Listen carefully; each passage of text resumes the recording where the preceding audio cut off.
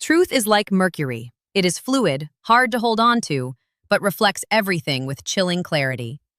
Experience the changing nature of reality in our latest high-tech cinematic thrillers. Subscribe now and follow the flow of the truth as it reveals itself to the world today. My brother had the nerve to smile at me across the conference table, while his attorney slid a document toward my hands. A quitclaim deed, already forged with my signature, transferring my late grandmother's beach house to him. I didn't reach for it. I just turned my coffee cup slowly in my hands and said, "You know what's funny, Donovan? I've been a real estate attorney for 6 years. I've seen this exact document before. I drafted the original."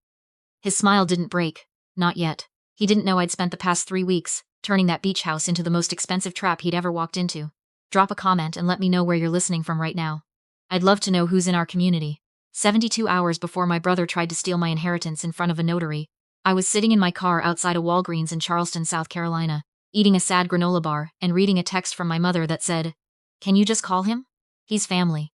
I hadn't spoken to Donovan in 8 months, not since the argument at Thanksgiving, where he'd called me a selfish career woman for refusing to float him a second loan. The first one, $40,000, had disappeared into a cryptocurrency app he swore was going to make us both rich. It made neither of us anything except estranged. I was 31 years old, living alone in a one-bedroom apartment that I loved fiercely because it was mine, no roommates, no obligations I hadn't signed in my own handwriting. I had a job I'd worked through law school for, a small circle of friends who didn't need anything from me, and enough peace that I'd started sleeping through the night again. Then my grandmother died, and the peace went with her. Grandma Cecile was the kind of woman who could silence a room with a look. She was 79 and sharp as a letter opener until the very last week of her life. She passed on a Tuesday morning in October, quietly, in her own bed, which was exactly how she'd wanted it. She left behind a house on Sullivan's Island that she'd owned outright since 1987, a small investment account, and a handwritten letter to each of us that I kept in my desk drawer and still couldn't read without my throat tightening. The house was left entirely to me. She'd told me this herself, 2 months before she died, sitting on the back porch with sweet tea while the tide came in. "Your brother will be angry," she said, not unkindly. "He'll say it isn't fair. You let him be angry. The house is yours because you're the one who showed up, not just to visit. Showed up when it mattered." She'd been sick then, quietly and without complaint. I was the one driving down on weekends. Donovan had sent flowers for her birthday and a gift card for Christmas and otherwise been somewhere in Charlotte doing something that required money he didn't have. I thought the will was clear. My grandmother's attorney, a careful older man with reading glasses and an organized filing system, had walked me through it twice. The property transferred to me upon her death. Clean, simple, legal. I did not count on Donovan being desperate enough to forge my name. My mother called on a Wednesday morning. I was in the middle of reviewing a closing contract, my second coffee going cold beside me, when her name lit up my screen. I answered because I am apparently a person who still answers. "He just wants to talk," she said. She didn't even say hello first. "He's going through something. You know how he gets." "I know exactly how he gets," I said. "That's the problem. He's your brother." Her voice went soft in that particular way it always did when she was about to say something she knew I didn't want to hear. "Grandma Cecile would want you two to work this out." I bit down on everything I wanted to say about what Grandma Cecile would and wouldn't want. "What does he need, Mom?" "He's found a buyer for the beach house. He wants to split the money with you. 50-50. He just needs you to come to a meeting with his real estate contact and sign some paperwork. He says it'll take an hour." I set my pen down very carefully on my desk. "He found a buyer," I repeated, "for a house that is legally mine. Well, he thinks it should be both of yours. He says Grandma wasn't thinking clearly at the end. She was thinking perfectly clearly." My voice came out flat in a way that surprised even me. She was sharp until she wasn't, and when she wasn't, she was unconscious. There was no in-between. My mother was quiet. Then, he's already scheduled the meeting. Friday at 2. The attorney's office on Broad Street. He really needs this, sweetheart. He's in some trouble." "What kind of trouble?" I didn't ask. I already knew the shape of it. Donovan had been in some version of the same trouble since he was 24. The trouble that had a different name every few years, but always came down to money he'd spent that wasn't his. I should have said no. Any reasonable person would have said no. But I thought about what my grandmother had told me on that porch. "You let him be angry." She hadn't said let him win. She hadn't said give him anything. She'd said let him be angry, which implied a certain outcome she already knew was coming. "I'll be there," I said. I hung up and opened my laptop. Not to do anything irrational. Just to look at the deed one more time. To look at my name on it, clean and legal. Recorded with the Charleston County Register of Deeds 11 days after Grandma Cecile's death. Then I opened a second tab and started making calls. My paralegal Ogechi picked up on the first ring. "You sound like someone just stepped on your foot," she said. "My brother found a buyer for my grandmother's beach house." A beat of silence. "The house that's in your name. That house, yes." Another pause. "What do you need?" I told her. We stayed on the phone for 40 minutes. By the time I hung up, I had a plan, a Friday afternoon, and something my brother was about to walk directly into without knowing it existed. I want to tell you that I spent those 72 hours calmly and rationally. I didn't. I cleaned my apartment at 11 o'clock at night. I reorganized my bookshelf by color and then by author and then put everything back the way it had been. I drove to Sullivan's Island on Thursday morning and sat on the back porch of the beach house alone for an hour, watching the water and thinking about a summer when I was 14 and Donovan was 17. And we had been, for one specific August, genuinely close.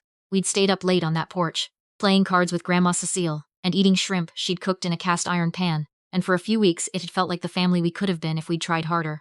That version of my brother was not the one about to forge my name on a legal document. I drove back to Charleston and did something I hadn't planned on doing. I sat in the parking lot of a coffee shop and called my mother back. She answered on the second ring, hopeful. I need to ask you something, and I need you to tell me the truth, I said. Of course. Did you know he was going to try to claim the house before this week? The pause was a fraction too long. Mom, he mentioned it, she said quietly. A few months ago. I thought he'd let it go, but you didn't call me. I didn't want to start a fight. I sat with that for a moment. My mother wasn't a bad person. She was a person who had spent 40 years keeping the peace in rooms where peace had no business being kept, and that habit had calcified into something that looked, from a certain angle, a lot like complicity. Okay, I said. I'll see you Friday. The office on Broad Street was the kind of place that wanted to seem more established than it was. The furniture was heavy and dark, the kind bought to imply permanence. There were framed certificates on the wall that I looked at for exactly 2 seconds before recognizing that one of them was from an organization I'd never heard of, with a gold seal that looked printed rather than embossed. Donovan was already there when I arrived. He was wearing a blazer over a button-down, which meant he was nervous. My brother only wore blazers when he was trying to project something he didn't actually feel. He stood up when I walked in, which he probably practiced. You came, he said, like I'd done him a favor. I told you I would, I said. Hello, Donovan. The man across the table introduced himself as a real estate consultant. He had a firm handshake and a laminated business card, which is something I had never seen before, and which I noted without comment. My mother was there too, sitting in the corner chair with her hands folded. She didn't quite meet my eyes. So, Donovan said, settling back into his chair with a confidence I recognized as performance. I know this wasn't exactly the situation any of us expected after Grandma passed. But I've been talking to some investors, and there's a real opportunity here. The Sullivan's Island market is insane right now. This buyer is offering $850,000 cash, and if we close by the end of the month. Who isn't? He blinked. An investment group. Which one? I'd have to get you the name. Okay, I said. What's the commission structure for your consultant here? The consultant smiled carefully. We can go over the details. I'm a real estate attorney, I said pleasantly. I prefer to go over them now. Donovan's jaw tightened. The point is, we split the proceeds. $425 each. That's a significant amount of money. I thought you'd be happy. The house is worth more than $850, I said. Comparable sales in that zip code over the past year averaged just over $1 million. You're describing a below-market cash sale to an unnamed buyer with a consultant who doesn't have a South Carolina license number on his card.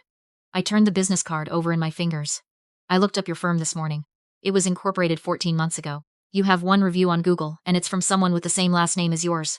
The room went very quiet. My mother made a small sound. Donovan's composure slipped just slightly, just a fraction, like a mask that had been glued rather than fitted. Nadia, don't. My voice was quiet, not angry, something colder than angry. I want you to be honest with me right now, Donovan, not for my sake, for yours. Because what I think is about to happen involves me signing something, and I want to hear you say out loud what you're actually asking me to do. He looked at the consultant. The consultant looked at his folder. Donovan reached into that folder and slid a document across the table. It took me less than 10 seconds to understand what I was looking at. It was a deed transfer. My grandmother's property. And at the bottom, on the signature line meant for me, someone had already signed my name. The penmanship was close. Not perfect. Someone had practiced. I looked up at my brother. He had the dignity to look away first. It was strange, the thing that happened inside my chest in that moment. Not rage. Not grief. Something quieter and more final than either of those things. Like a door closing on a room I'd been hoping to get back into for years and finally accepting I never would. You forged my signature, I said. It's not. It's a draft. It's a recorded document. I slid it back toward him. I know because I checked the county register this morning. Someone submitted this deed transfer 2 days ago. It's been flagged by the register's office because it conflicts with the existing recorded deed in my name. I paused. They called me yesterday to notify me. That's actually why I came today. My brother's face went through several things in rapid succession. The register's office has already forwarded the discrepancy to the county sheriff's fraud unit, I continued.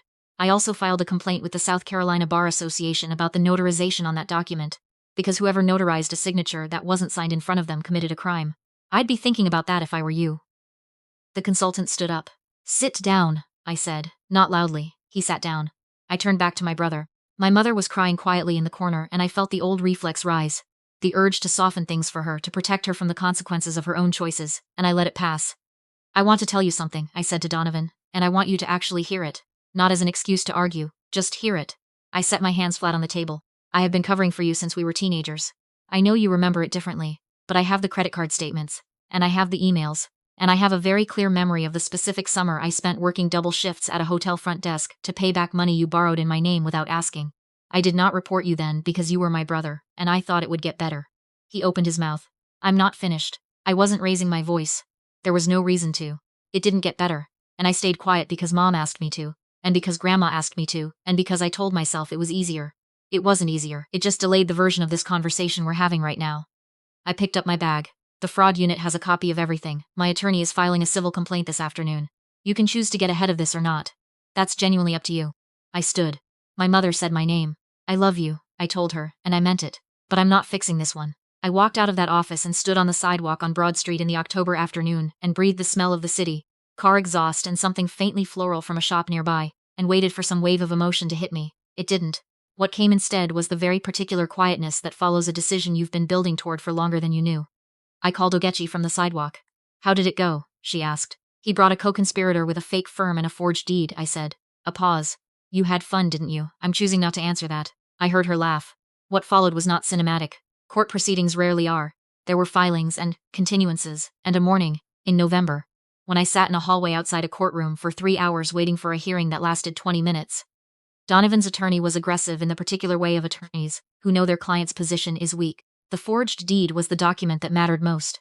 A notary who had signed without witnessing, a consultant who turned out to be a former mortgage broker with 2 prior fraud complaints in North Carolina, and my brother's own text to my mother laying out what he'd been planning, which my mother, quietly, without being asked, handed to my attorney in a folder. She didn't testify against him, but she didn't lie for him either. That was the most she could do, and I decided it was enough. Donovan was charged with deed fraud and forgery. He pleaded guilty in January to a reduced charge in exchange for a fine and restitution, and 3 years of supervised probation. The consultant lost what remained of his license. The so-called buyer, who turned out to be a cousin of the consultant, was never actually going to purchase the house, and was involved in a title-washing scheme that the fraud unit unraveled over the following months. My brother had been a small and unlucky gear in something considerably larger than him. I found that out in March. I was sitting on the back porch of the beach house when my attorney called with the update. The evening light was doing something extraordinary over the water, that particular gold that happens in early spring on the coast, and I held my phone and listened to the details and thought about my grandmother sitting in this same chair, in some version of this same light, for decades before I was born. A letter arrived from Donovan in February. I kept it for 2 weeks unopened on my kitchen counter, walking past it every morning, until one evening I put on a coat and took it out to the small back patio behind my apartment and burned it in my grandmother's cast iron pan, the same one I'd taken from the beach house after she had died. I don't know what it said. I know what it would have said, because I know my brother, and the letter would have been a mixture of apology and justification and a small embedded ask that I do something to make the legal situation better for him. That's who he is. That's who he's always been. My mother calls on Sundays now.